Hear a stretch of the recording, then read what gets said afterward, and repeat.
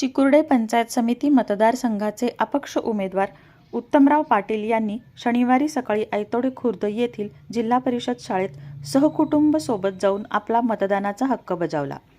सदृढ लोकशाहीसाठी सर्वांनी घराबाहेर निघून मतदान करावे असे आवाहन यावेळी उत्तमराव पाटील यांनी केले।